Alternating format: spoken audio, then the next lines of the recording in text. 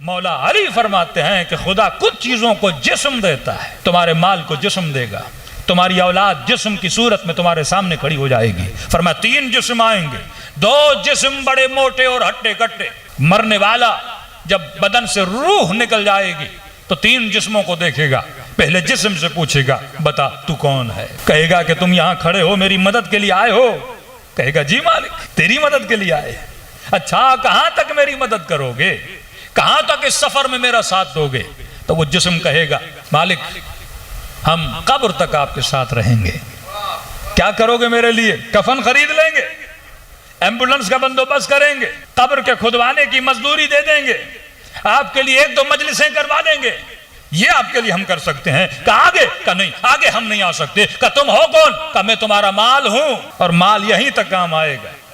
کفن لے لے گا، قبر کا بندوبست، کھدوائی کا بندوبست، ایمبولنس کا بندوبست، 1 آدھی مجلس آپ کے لیے کروا لیں گے، 4 لوگوں کو کھانا کھلا دیں گے، مال یہیں تک کام آئے گا۔ کہا آگے؟ کہا آگے تک اتنا جانا۔ دوسرے جسم سے پوچھے گا تم کہاں تک میرے ساتھ چلو گے؟ کہیں گے ہم بس آپ کے لیے اتنا کر سکتے ہیں، جنازہ کاندھوں پہ اٹھا لیں گے، قبر میں لٹا کے تلقین پڑھا دیں گے، 4 لوگوں کو بلا کر سورہ حمد کی قرات کرا دیں گے۔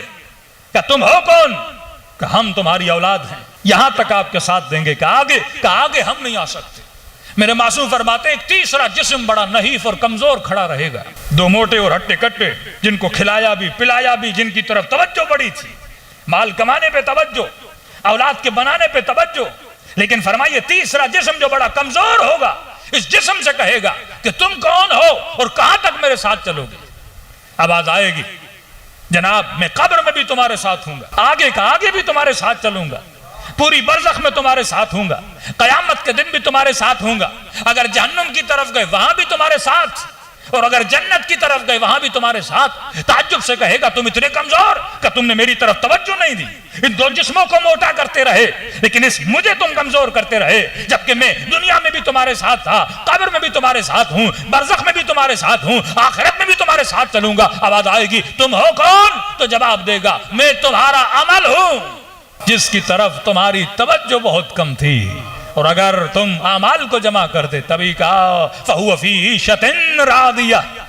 کون؟ من ثقلت موازینہ، جس کے اعمال کا وزن بھاری ہوگا وہ وہاں پہ عائش کرے گا۔ پھر کہا من خفت موازینہ فَأُمُّهُ هَاوِيَةٌ، لیکن جس کا وزن کم ہوگا پھر وائے ہو اس انسان پر جس کے پاس زیادہ راہ نہ ہو، وہ سفر میں چلے گا تو کیسے چلے گا؟ تو کہا یہ احساس کر دینا، یہاں تجھے احساس نہیں ہو رہا لیکن وہاں تجھے احساس ہوگا۔ مالک یوم الدین، دین کا مالک کون ہے؟ یہ تمہارا رب پروردگار ہے۔ یہ مرنے کے بعد احساس ہوتا ہے، یہ جب قبر میں جنازہ لٹایا جاتا ہے تب تمہیں احساس ہوگا۔ اس احساس کو یہاں پیدا کرو۔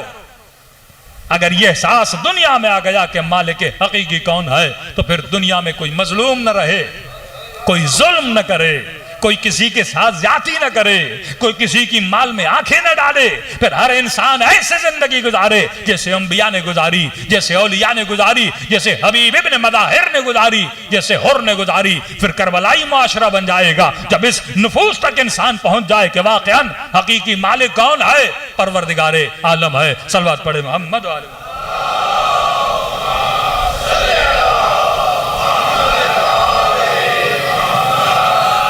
تو یہاں تک خدا نے اپنا تعارف کرایا کہ میں اللہ ہوں، اور وہ اللہ جو رحمان ہے اور رحیم ہے، اور اسی صفت رحمان اور رحیم کی وجہ سے وہ رب ہے۔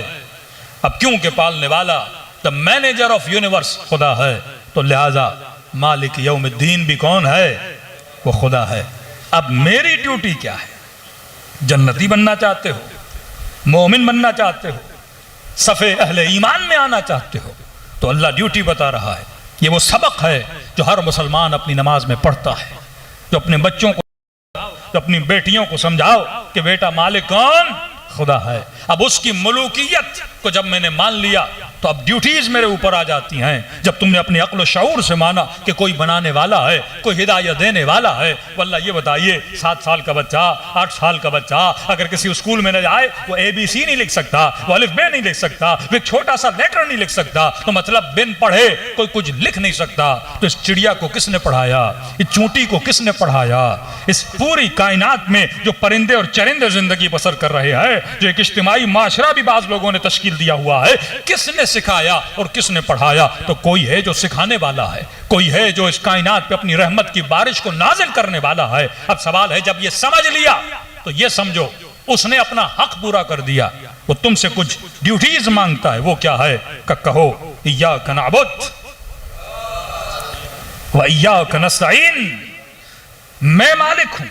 اب کیونکہ میں مالک ہوں تو حق عبودیت، حق عبادت، حق سجدہ اگر کسی کی دربار میں کرنا ہے تو وہ کون ہے؟ ایاک نعبد، اے خدا تیری ہی عبادت کرتا ہوں.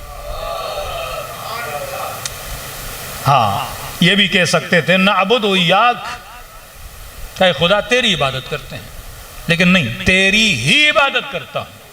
مطلب عبودیت میں کوئی اور شامل نہیں ہو سکتا. اتنا حساس خدا لفظ شرک پہ، کسی کو شریک نہ کرنا. عبادت کس کے لیے؟ میرے لیے. سجدہ کس کے لیے؟ میرے لیے. نماز کس کے لیے؟